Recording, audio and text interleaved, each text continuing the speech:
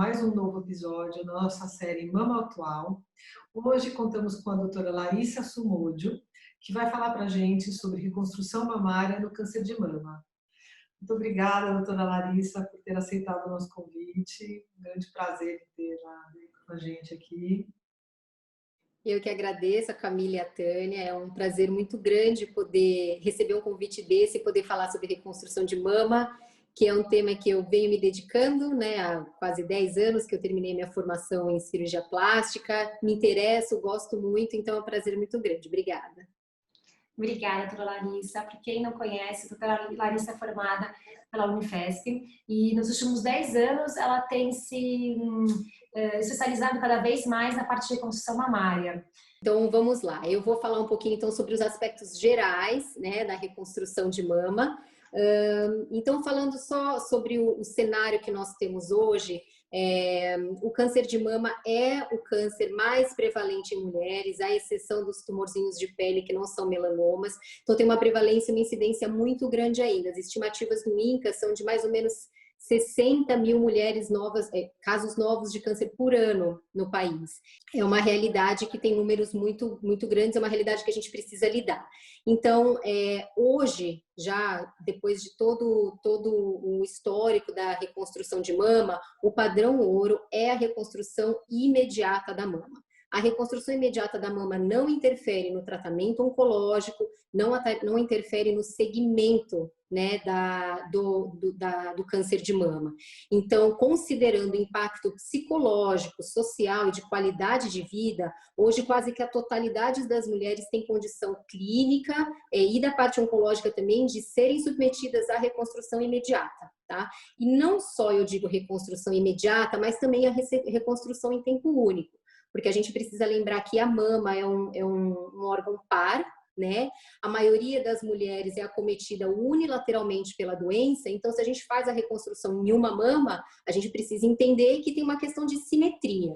Então não só é padrão ouro a gente fazer a reconstrução no mesmo momento da cirurgia oncológica, mas também fazer a simetrização no mesmo momento para trazer justamente o impacto psicológico que não interfira socialmente, né, na qualidade de vida da paciente. E falando dos resultados específicos, estéticos, né, da reconstrução de mama, são vários fatores que interferem com isso, né, e todos eles estão interligados. Então aqui a gente fala a modalidade da cirurgia oncológica, então se é uma cirurgia conservadora, ou se é uma cirurgia completa, né, a mastectomia, o tipo de reconstrução que é possível ser feito, o biotipo da paciente, muito importante, e se ela vai precisar receber radioterapia, ou eventualmente se já até recebeu no passado por outra doença oncológica ou não. Então, todos esses fatores em conjunto determinam que tipo de resultado que a gente consegue atingir fazendo a reconstrução de mama. Então, aqui, só para ilustrar, é muito variado o resultado que a gente tem justamente por isso, né? Então, cirurgias conservadoras a gente consegue resultados quase como que uma cirurgia estética da mama, a depender da extensão da doença, mas também dependendo do biotipo da paciente, isso porque tem a quantidade de mama, de tecido que a gente tem para trabalhar, pode ser necessário retalhos, então é uma doença muito variada, com um tratamento cirúrgico que também é muito variado e que traz respostas relacionadas à reconstrução também variados.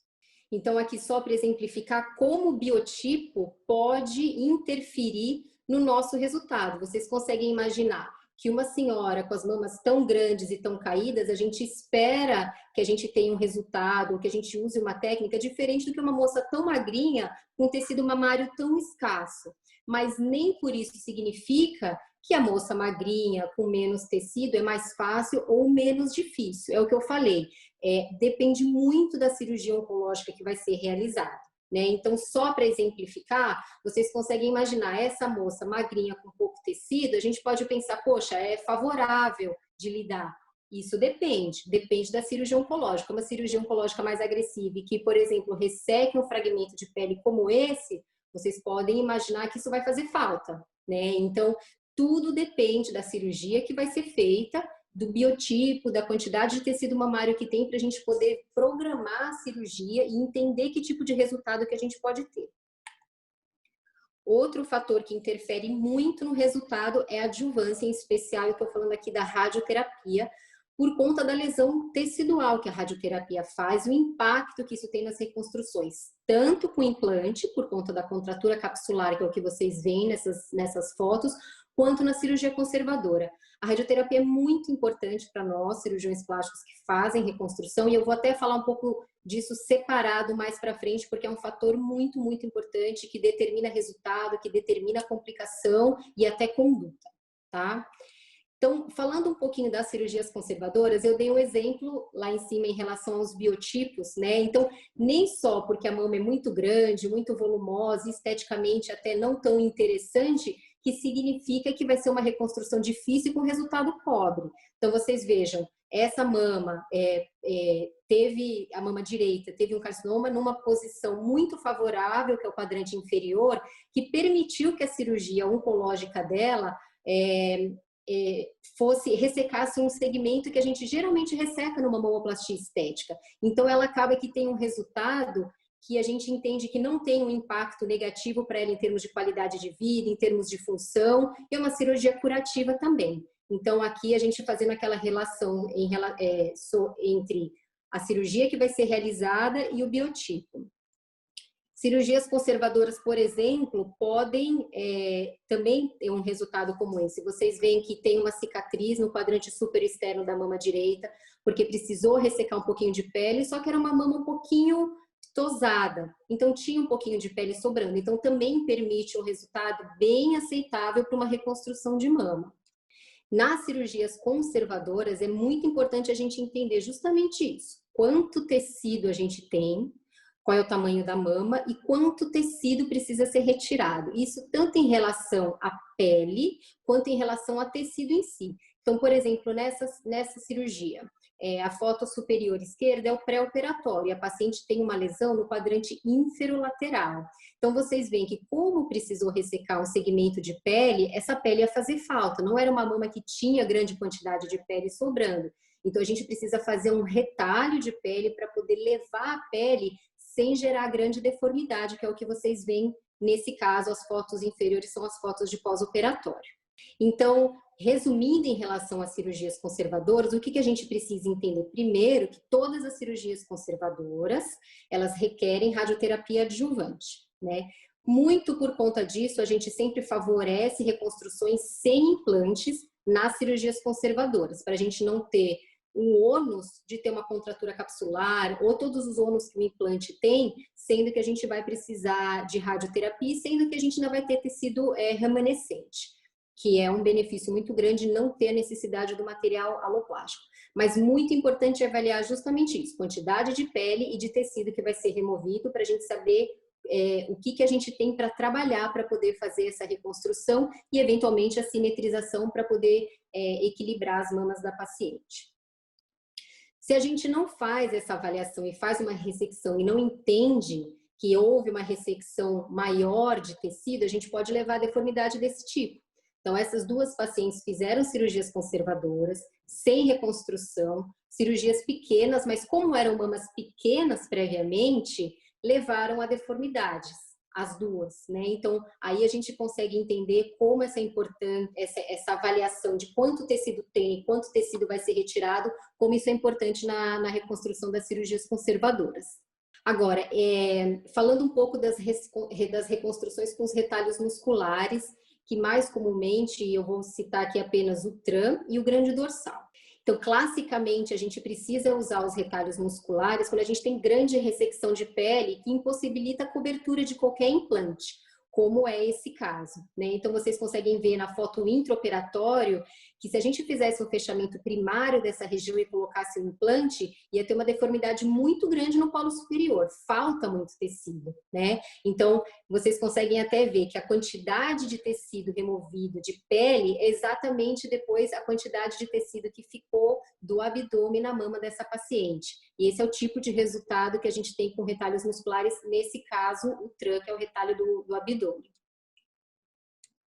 Quando a gente não faz avaliação intraoperatória ou até pré-operatória dessa quantidade de tecido que vai ser removido, a gente pode ter esse tipo de deformidade. Então, nesse caso, a paciente fez uma reconstrução com expansor.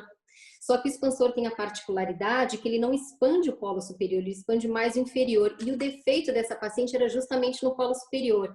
Então, não foi eficiente essa expansão para ela, que gerou essa deformidade, que a gente precisou fazer esse resgate da reconstrução, porque isso incomodava muito a ela, com um retalho, nesse caso, um retalho do grande dorsal. E quando a gente vê o pós-operatório, e a gente vê o tamanho da ilha de pele que essa reconstrução precisou, a gente entende qual que era o defeito inicial. Aqui eu não tenho a foto, mas a gente pode com certeza imaginar que inicialmente, na mastectomia, foi essa quantidade de pele que foi ressecada.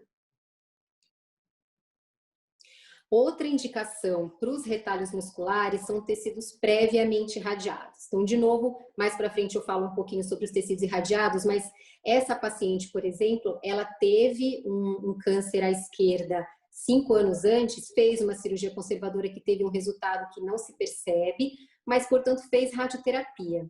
Quando ela teve novamente que ser operada por uma recidiva, a gente entende que esse tecido radiado a gente não pode tratá-lo como um tecido sadio, né? Então, além dessa ressecção de pele, a gente tem que entender que os retalhos musculares podem trazer uma cobertura para o implante, uma proteção para a pele, no caso, pele irradiada, que pode deixar a reconstrução viável, né? Porque às vezes a pele irradiada não consegue proteger o implante, que é o caso dessa reconstrução.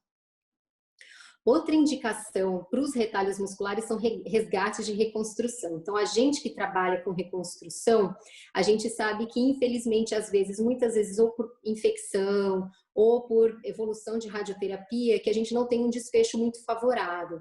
E muitas vezes, inclusive pelo tecido irradiado, a gente precisa lançar mão de reconstrução com retalho, para poder resgatar essa pele que ficou retraída por conta da radioterapia, que é esse caso. A gente vê o tamanho do desenho da ilha de pele na região dorsal e torácica lateral, para a gente conseguir mobilizar a quantidade de tecido necessário para expandir novamente essa pele que estava toda retraída no tórax.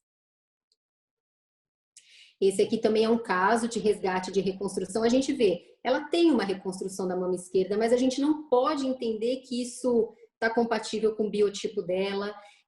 Na foto é difícil de ver, mas não estava confortável, uma mama irradiada, uma consistência muito endurecida, desconfortável para a paciente, né? E nesse caso, além de tudo, a gente tem a questão do benefício da área doadora também, que às vezes a gente tem essa situação, principalmente em relação aos retalhos abdominais. É uma paciente que tem um abdômen muito exuberante, uma mama muito endurecida e irradiada, então a gente entende que tem um benefício muito grande fazer uma reconstrução com retalho abdominal. Ela tem o benefício de retirar o avental que ela tinha, e aí tem uma mama reconstruída de consistência macia, sem necessidade de implante, sem necessidade de troca, e que simetriza muito bem com o outro lado, em que foi feito só uma mamoplastia. Tá certo? O que seria o ponto negativo das reconstruções com os retalhos musculares? Eventualmente pode ter isquemia ou necrose de gordura, né? Nos retalhos do grande dorsal isso é muito menos frequente, eles são muito seguros, a gente raramente vê qualquer tipo de necrose ou isquemia do grande dorsal. Já em relação ao TRAN, isso é um pouquinho mais frequente, né? Pode acontecer sim de ter uma necrose da pele e até da gordura, que pode levar a necrose de gordura, aquela região mais endurecida, que pode até calcificar depois. E um benefício do TRAN, no caso, é a ausência também do implante, que isso é um ponto positivo bem importante. Agora eu deixei por último para falar um pouquinho sobre as reconstruções com implante, porque apesar dos avanços, né, em relação ao tratamento do câncer de mama, as mastectomias e adenectomias ainda são muito realizadas. E no mundo todo, no Brasil e no mundo todo, a modalidade de reconstrução mais utilizada para as mastectomias e adenectomias é a reconstrução com implante, tá? Então eu reservei um pouquinho mais de tempo aqui para falar sobre isso. Como que a gente chega no resultado como dessa paciente, né? Que eu julgo um resultado excelente. Ela fez uma adenectomia do lado esquerdo e do lado direito eu fiz uma mamoplastia de simetrização, né? Tem alguns critérios que a gente precisa avaliar no pré-operatório e no intraoperatório que fazem com que a gente possa atingir resultados como esse. O que a gente precisa levar em consideração para a gente garantir o sucesso de uma reconstrução com prótese? Então, primeiro, a prótese precisa ter cobertura. ela precisa ter cobertura não só de pele, como ela precisa ter cobertura muscular, que é o que protege o implante no caso de ter qualquer isquemia da pele. Outro fator é a escolha do implante adequado, não só do volume como da forma do implante. E outra coisa muito importante é a técnica de simetrização, né? Como eu disse no começo da apresentação, nada adianta a gente ter uma mama super bonita reconstruída se ela não está equilibrada com a mama contralateral. Tem um vídeo mostrando um pouquinho uma dissecção em cadáver, no caso, mostrando como que a gente faz essa loja submuscular para a inclusão dos implantes na reconstrução, né? A gente vê uma dissecção muito ampla. Nesse caso, é um músculo peitoral muito amplo, muito bom. A gente tem uma questão anatômica individual aí importante. Tem gente que constitucionalmente tem um músculo um pouco mais curto, que é desfavorável, mas a gente descobre isso, na verdade, só no intraoperatório, que acaba que não cobre o implante tão bem, né? E aqui a gente mostra que justamente nesse caso, uma cobertura muito boa nessa dissecção de cadáver. Por que a gente fala tanto de cobertura de implante nas reconstruções, né, com material aloplástico? Porque se a gente tem qualquer isquemia da pele, como você vê nesses casos, e a gente não tem uma boa cobertura muscular embaixo, a prótese estrui. Se ela estrui, a gente tem um risco muito alto de perder essa reconstrução, né? Então, tem a questão do retalho cutâneo, mas ocorrendo uma isquemia desse retalho cutâneo, se a gente tem boa cobertura muscular embaixo, a gente pode garantir que a gente vai conseguir salvar essa reconstrução. Porque é exatamente isso que acontece. Você vê a evolução nesse caso. Aqui, superior esquerda, a gente evoluiu numa adenectomia com isquemia do tecido. Foi debridado e suturado. Eu que fiz essa reconstrução, eu sabia, o músculo dela era muito curto, muito pequeno, eu sabia já que ele não cobria o implante na porção inferior. E isquemiou, e além de tudo ela precisou fazer radioterapia. Então essa sutura, principalmente pelo tecido fino, mas principalmente pela radioterapia, não segurou. E sem essa cobertura, o que aconteceu? Como vocês veem nessa última foto inferior à direita, estruiu o implante, e a gente perde a reconstrução no caso comum. Por isso que primordial reconstrução com implante. Cobertura muscular e cobertura cutânea boa. Agora, o que a gente leva em consideração para tentar evitar que haja um desfecho como esse, né? A gente tenta antecipar o problema. Então, quando que a gente acha que pode acontecer algum problema? Mamas muito volumosas e caídas ficam com retalho cutâneo muito, muito grande, né? Então, a irrigação subdérmica que acontece, às vezes, não é suficiente. Então, realmente, mamas muito grandes e muito pitosadas têm mais risco de ter isquemia do tecido. Comorbidades como tabagismo e obesidade, que podem prejudicar a microcirculação também. E principalmente os retalhos finos, né? Quando é preciso fazer uma cirurgia oncológica que deixa o retalho mais fino, ou constitucionalmente é uma mama que tem uma paciente muito magra, que tem pouco subcutâneo e esse retalho fica fino, os riscos de isquemia acabam sendo maiores. E além disso, a ligadura de vasos perfurantes intercostais também, que aí realmente prejudicam muito a irrigação do retalho cutâneo. Agora, em relação a outro aspecto que eu pontuei, né, que a gente precisa avaliar para ter um bom resultado estético da reconstrução com implante, é a escolha, né, do seu volume e do seu formato. Então, a gente precisa levar em consideração o biotipo da paciente. Quando eu falo biotipo, não é só o tamanho da mama, mas é principalmente o tórax, né? Não só o tamanho do tórax, mas também a conformação do tórax, né? Tem tórax que são mais planos, como é o caso desse, então a gente vê que a prótese fica bem projetada. Tem gente que tem o tórax um pouco mais inclinado, que a gente fala que esconde a prótese, então a gente precisa de prótese mais projetada. Tem a altura da paciente, tem o desejo um pouco dela de ter a mama mais natural ou não. Então, são algumas variáveis que a gente leva em consideração. A gente tem um portfólio muito grande de próteses, não só anatômicas e redondas, mas também dentre as próteses anatômicas e redondas a gente tem vários modelos. Então, isso é uma coisa muito importante também. A escolha da prótese pode garantir um resultado mais harmônico e que agrade mais a paciente também. E o último fator que a gente considera é a técnica da simetrização, né? Que eu já falei, acho que 2 vezes nessa apresentação, o quanto é importante a gente simetrizar a mama para que ela tenha a mama mais parecida com a mama reconstruída. A gente sempre fala que o ponto de partida é a mama reconstruída, é ela que a gente precisa trabalhar. A mama simetrizada é uma mama que a gente, entre aspas, copia para outra, porque a gente tem mais liberdade técnica, falando de chance de complicação, ou de técnica mesmo, a gente tem muita liberdade. Então, a gente faz a melhor mama que a gente pode para o biotipo da paciente, a mama reconstruída, e depois a gente, entre aspas, copia para a mama simetrizada, né? E aí, o que a gente tenta fazer é, mama reconstruída com implante, geralmente a gente precisa reconstruir, simetrizar com o implante também, senão a evolução acaba sendo muito diferente, que é o caso dessa paciente a longo prazo. Você vê num pós-operatório um pouco mais imediato, as mamas estão mais equilibradas, né? A mama esquerda, a mama reconstruída, a mama direita, a mama simetrizada. Ao longo do tempo, a mama direita evolui um pouco mais naturalmente, né? Porque é uma mama sem implante, e a mama esquerda, que é a mama reconstruída, é uma mama mais firme e menos, ela sofre menos com a evolução do tempo. Então, a gente precisa levar isso em consideração para levar um resultado mais duradouro para as pacientes também, falando de simetria. Então, levando tudo isso em consideração, o que a gente espera das reconstruções com implante? A gente espera, sim, uma mama mais firme do que a mama simetrizada, uma mama que muda pouco ao longo dos anos, né? Eventualmente com ganho de peso, ou uma ptose da mama contralateral, a mama reconstruída com implante não evolui dessa forma. Irregularidades também são muito frequentes por conta da própria ressecção oncológica, que não é totalmente regular. Muitas vezes essa mama tem uma certa irregularidade. A possibilidade de contratura capsular, ainda mais se a paciente vai ser submetida à radioterapia, a gente já antevê esse problema. A animação do músculo peitoral maior também, retalhos mais finos, em que ele fica mais aderido ao músculo peitoral, levam também a uma animação maior do músculo peitoral. E outra coisa que a gente coloca em jogo também para o paciente é a necessidade de troca, né? Ainda não existe um implante que dure para sempre. Então, uma reconstrução com implante nunca é uma reconstrução definitiva. A gente pensando aí numa evolução de 20, 30, 40 anos, a paciente ainda vai precisar ser submetida a trocas.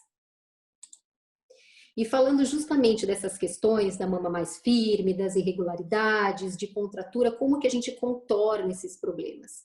Então, o grande aliado do cirurgião plástico nas reconstruções de mama é o enxerto de gordura, né? Agora, ele não é milagroso, como às vezes a gente já tendeu no passado a achar, porque é um enxerto. Então, a gente precisa de leito receptor para ele vingar. Então, se a espessura do retalho da mastectomia é muito fina, a gente não tem onde colocar. Então, a gente precisa de um mínimo de subcutâneo para conseguir colocar essa gordura, para que ela integre e apresente o resultado ao longo dos meses e dos anos.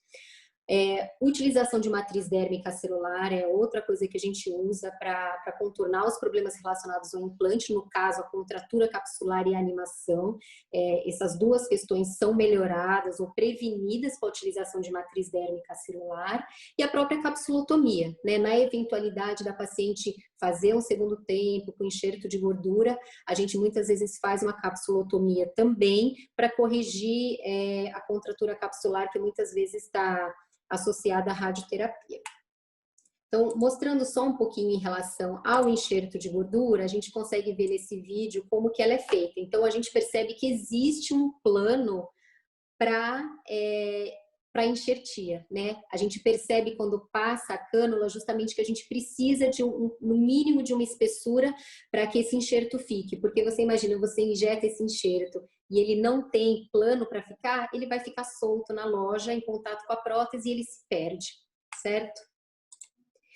E mostrando um pouquinho da matriz dérmica, a gente sabe que o peitoral, ele geralmente, por mais que ele seja amplo, né, ele não cobre a porção inferolateral, principalmente, né, naqueles peitorais constitucionalmente menores, ele não cobre uma porção maior ainda, mas é esse o aspecto dela, a gente tende a colocar a matriz nessa região, inferior e inferolateral, suturando na borda livre do peitoral maior, no sulco inframamário e lateralmente na parede, no serrátil. A matriz dérmica, ela pode ser porcina ou ela pode ser humana. No Brasil, a Anvisa não libera as matrizes de derme humana, né? No Brasil, é só liberada a matriz dérmica de origem porcina. Então, ele é um fragmento de pele sem celularidade, então não tem antigenicidade, não gera qualquer tipo de resposta imune ou de corpo estranho em relação a esse produto, né? Ele é muito utilizado em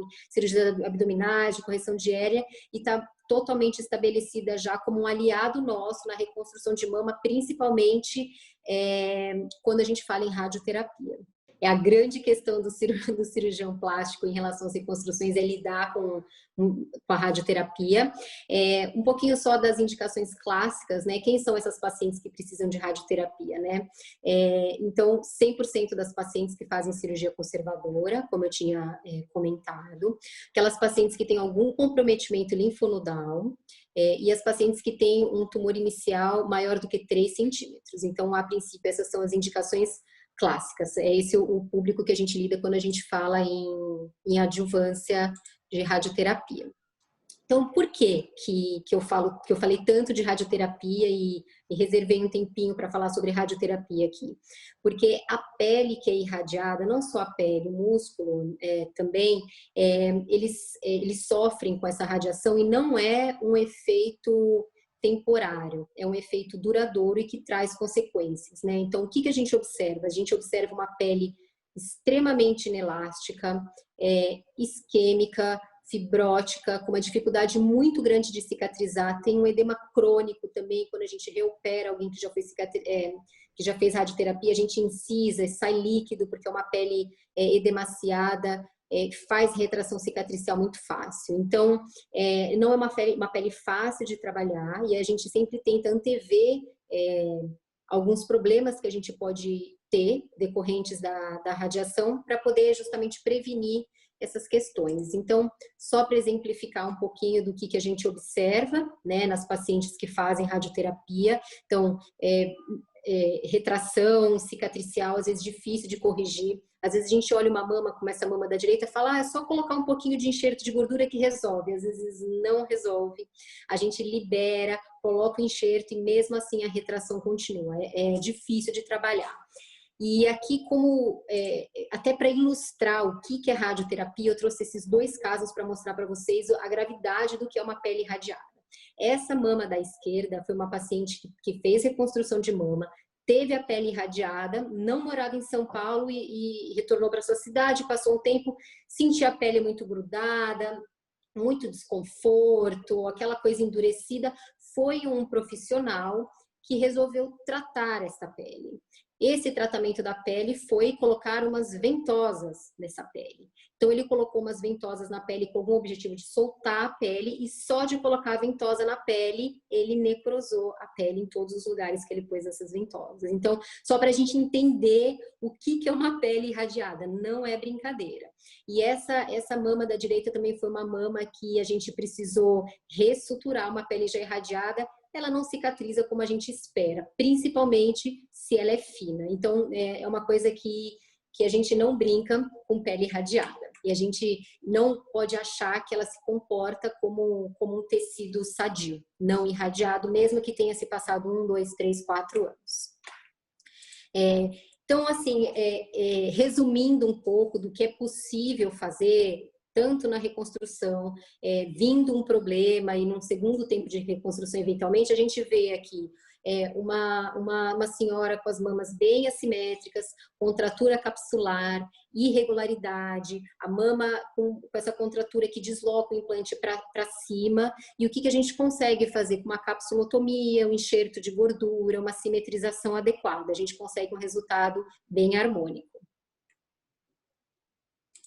Porque eu acho que isso também é uma questão bastante comentada, assim, também na nossa prática de consultório, mas a gente vê que isso é uma questão, né? Quando elas fazem, às vezes, a cirurgia, precisam fazer a radioterapia, e às vezes precisam ter uma segunda abordagem pós-radioterapia, existe toda aquela ansiedade para que, agora eu quero simetrizar, agora eu quero talvez fazer a auréola, eu quero, enfim, existe a necessidade, às vezes, pela questão mesmo estética, ou às vezes precisa uma reabordagem, e sempre tem aquela dúvida, quanto tempo, de fato, precisa esperar? Porque a gente sabe que desses eventos, né, desses efeitos colaterais, né, esses efeitos tardios da radioterapia, muitas vezes nesse afã de querer antecipar, né, os tempos assim necessários para a pele, a gente percebe que acabam acontecendo às vezes essas complicações, né?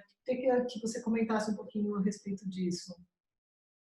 Tá joia. Existe realmente uma ansiedade das pacientes. Na verdade, existem acho que dois tipos de pacientes. Aquelas que querem chegar no limite que a gente deixa e fazer a cirurgia logo, e tem aquelas que querem sair correndo, não querem olhar mais pra gente, pela carga emocional que todo o processo gerou, né?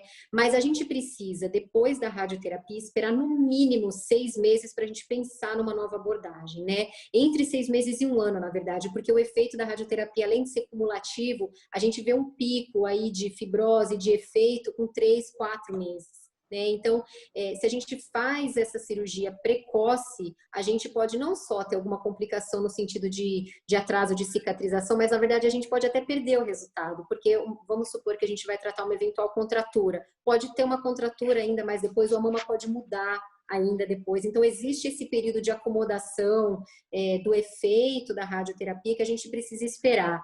Então, é mínimo 6 meses. Antes disso, a gente não mexe, acho que ninguém mexe. Mas quando a gente percebe que teve um efeito mais forte da radioterapia, a gente vê aquela mama muito queimada, uma contratura, uma pele muito fina, que a gente percebe que tem um efeito um pouco mais agressivo, a gente pode querer esperar até 1 ano. Como que a gente antevê e a gente contorna esses problemas relacionados à radioterapia? Em primeiro lugar, o que eu mostrei lá atrás em relação àquele vídeo, a gente precisa de cobertura do implante. Já sabendo que não cicatriza tão bem essa pele, a gente precisa garantir que o implante esteja protegido. Minimizando os riscos de isquemia, então a gente precisa ver no intraoperatório que é uma pele a princípio viável, né? Eventualmente a utilização de matriz dérmica celular, que tem um papel de diminuir a incidência de contratura capsular, né? Que está muito relacionada à radioterapia. Ela não previne ou não minimiza qualquer risco de extrusão ou infecção relacionada à isquemia, mas ela diminui sim a incidência de contratura capsular. E eventualmente a utilização de tecido autólogo, tanto na reconstrução imediata, quando a gente percebe que o retalho da mastectomia não é adequado para uma reconstrução com implante, como num resgate de reconstrução, como eu mostrei no começo da apresentação. Agora, falando um pouquinho sobre recuperação pós-operatória. Em relação às reconstruções parciais, a gente tem uma recuperação muito tranquila, que se assemelha bastante à recuperação das cirurgias estéticas sem prótese, né? O que acaba sendo diferente é uma eventual manipulação da axila, né? Então, ou se for uma biópsia de linfonodo sentinela, ou esvaziamento axilar, talvez isso dê um pouquinho mais de trabalho para complicar, no caso das reconstruções com retalhos locais ou técnicas de mamoplastia. É uma recuperação razoavelmente tranquila, tá? Em relação às reconstruções com prótese, o que a gente espera e que é comum e que todas as pacientes relatam para a gente? Então, sensação de aperto, né, que perdura por um momento, isso começa no pós-operatório imediato e isso até a paciente parar de sentir essa sensação demora às vezes mais de 40, 50 dias, uma sensação de pressão no tórax. Existe um período de adaptação ao implante, né? Elas falam, nossa, parece que tem um tijolo na minha mama, é uma sensação de estranheza que elas têm, né? Porque ao contrário da cirurgia estética, não existe cobertura, né, para esse implante. Quando na cirurgia estética você tem a mama cobrindo, né? Nesse caso você tem pele e músculo. Então, existe um período de adaptação para as pacientes. Adaptação não só dessa sensação, quanto a consistência do implante, que é mais firme do que a mama. Tem a questão da falta de sensibilidade, que requer adaptação também. E a mobilidade dos braços, né, que a gente permite uma abdução de 90 graus, geralmente já num pós-operatório imediato, né? A gente pede para as pacientes realmente não ficarem travadas, movimentarem os braços no limite ali de 90 graus para se recuperar mais rapidamente. E da mesma forma que acontece com as reconstruções parciais, tem a questão de um eventual esvaziamento axilar que pode fazer com que a recuperação seja um pouco mais, não difícil, mas que requer um pouco mais de atenção, talvez. Em relação à recuperação das reconstruções com retalhos, né? Então, de diferente, a gente tem que entender que tem a recuperação da área doadora, né? Independente de ser um TRAM, um grande dorsal. Como a reconstrução de mama, tem a mesma questão da mobilização dos braços e de um eventual esvaziamento axilar que requer atenção, né? Para as reconstruções com retalho do músculo grande dorsal, a gente tem que entender qual que é a função do grande dorsal, até para orientar a paciente de como que é esse pós-operatório, né? O músculo, ele tem como principal função a rotação interna e a abdução do braço, então é aquele movimento de remada ou de escalada, então às vezes a paciente pode ter alguma dificuldade nesse momento, mas o que a gente vê a médio e longo prazo é uma adaptação muito boa, né? Existem músculos sinérgicos que ajudam, porque a gente não vê na prática clínica limitação das pacientes que fazem reconstrução com grande dorsal, né? A gente já teve paciente mandando vídeo de nado de costas, eu já tive paciente mandando foto fazendo pulling na academia, então existe essa adaptação sim, e a recuperação é muito boa da parte funcional também para a área doadora do grande dorsal. Agora, em relação à recuperação da área doadora de um TRAM, depende um pouco, né? Porque o TRAM ele pode utilizar um ventre só do reto ou os dois. Nesse caso que eu mostrei, é utilizado os dois. Eu trouxe essa foto só para mostrar que é uma cirurgia grande e requer sim uma reabilitação, uma orientação da paciente de como é esse pós-operatório e de que existe adaptação para ela também, né? Uma fraqueza da parede muscular, principalmente se a gente faz essa técnica bipediculada. O TRAM pode ser feito monopediculado e pode até ser feito técnicas microcirúrgicas, o muscle sparing, que aí tem uma sequela muito menor, mas tudo isso a gente precisa avaliar, né, alinhar com a paciente, para a gente poder entender como vai ser esse pós-operatório e orientar a fisioterapia, reabilitação, tudo isso. Para todas as pacientes, de qualquer forma, a gente tem que entender que é um tecido manipulado, então requer uma drenagem, uma mobilidade, principalmente as pacientes que fazem radioterapia, às vezes depois elas precisam ter esse tecido manipulado, então a gente precisa dar essa orientação e trabalhar em conjunto com a físio. Aqui, para a gente ilustrar só, as pacientes ficam bem incomodadas com esse tipo de retração, você vê aí saindo da radioterapia bem vermelho, bem retraído, então precisa de uma manipulação, de um acompanhamento, né? Nos dois casos, né? Essas retrações incomodam bastante, não só do ponto de vista estético, mas funcional também, para a paciente fazer atividade física, movimentar o braço e ter amplitude das suas movimentações. Então, de um modo geral, para todas as reconstruções, a gente orienta já no pós-operatório imediato, movimentação quase que ilimitada, até 90 graus dos braços. Tem paciente, a depender da manipulação da axila, que mesmo essa abdução de 90 graus tem dificuldade, mas a gente orienta que movimente, que tenha essa movimentação precoce. Com 30 dias eu já libero para atividades de membro inferior e atividades aeróbicas leves, uma caminhada um pouco mais forte, uma bicicleta. A depender da evolução da paciente, com 45, 50 dias a gente já começa a fazer musculação membros superiores, já começa a liberar para atividades mais intensas também. Com 2 meses, geralmente, é uma movimentação irrestrita, né? A gente só precisa avaliar se houve esvaziamento axilar ou não para saber se tem alguma contraindicação por conta da manipulação da axila. Então, concluindo em relação à reconstrução de mama, o benefício é inquestionável, é totalmente estabelecido, não existe mais qualquer tipo de dúvida em relação a isso, nem em relação à segurança, né? Os resultados estéticos são bons, funcionais também, mas são vários fatores que colaboram para isso, que foi um motivo e o que eu tentei passar aqui para vocês. né? E o que é muito importante para a paciente que vem para a gente já fragilizada, num momento muito difícil de diagnóstico, de incerteza, prognóstico, é a gente alinhar a expectativa com aquilo que é possível ser feito no momento da reconstrução imediata, o que esperar, pensando justamente naqueles fatores, biotipo, tipo de reconstrução, necessidade de adjuvância, para a gente poder trazer conforto para essa paciente em relação ao resultado dentro das possibilidades e da expectativa que ela tem. Então, eu, Larissa, né, depois de ter me dedicado nos últimos 10 anos, não só, né, mas bastante a reconstrução de mama, o que que eu me sinto, qual que é meu objetivo, o que que me deixa satisfeita? Quando eu vejo que a paciente está tranquila em relação à sua reconstrução, está tranquila em relação às suas mamas, segura para viver uma vida social, afetiva, bem com as suas mamas, com qualidade de vida e funcionalmente também, né, fazendo todas as suas atividades físicas, trabalhando, sem lembrar, na verdade, que ela teve que passar por esse problema. É esse o meu objetivo. E acho que tem um equilíbrio que acaba tendo que acontecer entre expectativa e realidade, porque muitas vezes isso não dá nem para ser falado muito no pré-operatório, mas às vezes a paciente não tem a menor ideia dessas grandes alterações, né?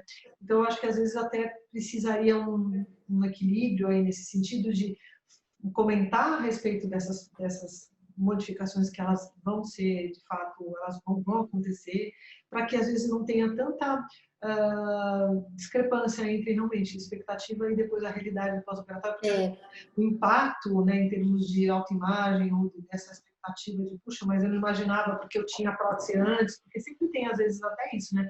Ela já passou por uma cirurgia pré. Sim. E aí quer comparar. Não, mas eu tinha as próteses. Quer comparar. E aí, assim, existe um choque mesmo de realidade. Né? Então, isso é muito interessante, porque a gente não consegue, eu não consigo ter um protocolo do que eu falo para paciente no pré-operatório, porque a gente percebe assim, é muita coisa, a gente né? não pode chegar... É muita coisa e a gente não vai pegar uma pessoa num momento tão difícil e despejar um monte de possibilidades, de desfechos que a gente não sabe se vão acontecer, que podem, ou mesmo que a gente ache que talvez possa, né, talvez ter alguma coisa que incomode, às vezes a gente tem que tatear um pouco o quanto de informação que a gente dá. Né? Isso por um lado, mas por outro lado, a gente não pode deixar a paciente ir para a cirurgia achando que é uma troca de prótese, né?